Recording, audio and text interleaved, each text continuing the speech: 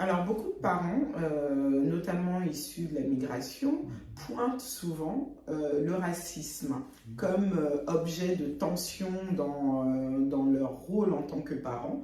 Dire oui, mais moi je veux faire ça, je ne peux pas parce que là en France on laisse les enfants, ou sinon de dire mon enfant a été mal orienté parce qu'il est noir, etc.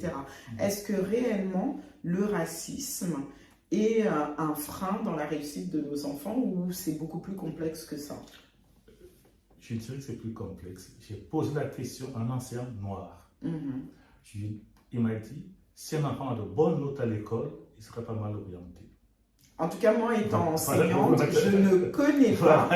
Je ne connais pas, je pense que les enseignants sont comme toutes les professions, il y a le même taux de racisme, à mon avis. Je ne connais pas, en conseil de classe, un enfant noir avec 17, 18 de moyenne être orienté dans une filière entre guillemets poubelle. Je n'ai jamais vu ça. C'est ce qu'il m'a dit, donc voilà. Personnellement. Si un enfant est moyen, on va demander à ses parents qu'est-ce qu'ils pensent, comment faire.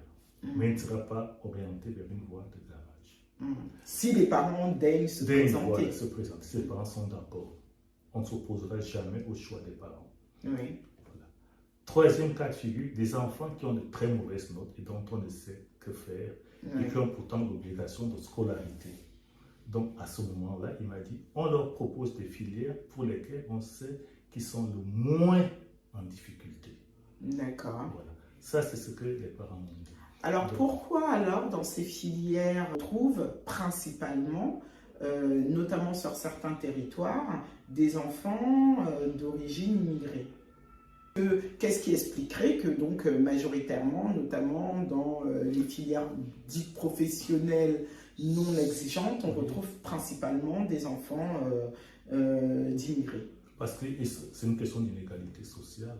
Les enfants d'immigrés sont des enfants de classe pauvre et sont des enfants de parents d'origine rurale qui n'ont pas la maîtrise des outils, de stratégies de réussite scolaire. Et donc, c'est une compétition, la réussite scolaire. Donc, quand les enfants arrivent à l'école, si les parents ne sont pas là, si l'enfant n'est pas bon et qu'il y a une obligation de scolarité, on les oriente là-bas. Ça reflète justement la composition de la société. Ce n'est pas parce qu'il y a un désir de la société de les orienter là-bas. Si vous êtes dans un quartier ouvrier, c'est bien évidemment que vous aurez une majorité d'enfants qui vont essayer de reproduire ce que leurs parents ont vécu eux-mêmes. Et ils n'ont pas l'ambition d'être ingénieurs. J'ai fait des interviews avec des enfants nés en France, à Paris, et qui me disaient, je vais être aide-soignante. D'accord. Elle n'était pas en face d'un blanc pour dire que c'est le blanc qui lui a suggéré. Quand je lui ai demandé, qu'est-ce que tu veux faire de ta vie? Je veux être aide-soignante. D'accord. Alors que toutes les possibilités s'offraient elle m'a dit qu'elle voulait être aide-soignante.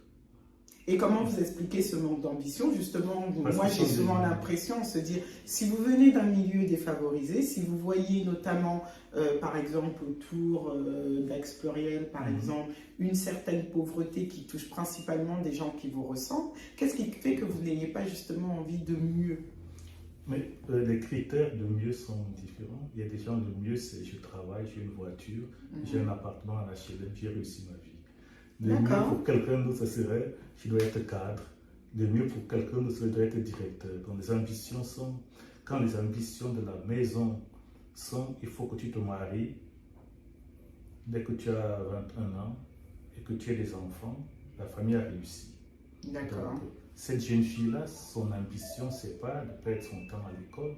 C'est de, je lui pose la question, qu'est-ce que je fais l'année prochaine? Si j'ai le bac, je me marie. Ah oui, voilà. Effectivement. Voilà, donc si j'ai le bac, je me marie et je fais des enfants. D'accord. Voilà son critère de réussite sociale. Son papa est éboueur, elle n'a pas de projection au-delà du fait qu'elle a eu le bac, elle a permis de sa famille avoir le bac. Et donc, si je me marie, ça serait une réussite. J'ai le bac, je me marie, c'est une réussite.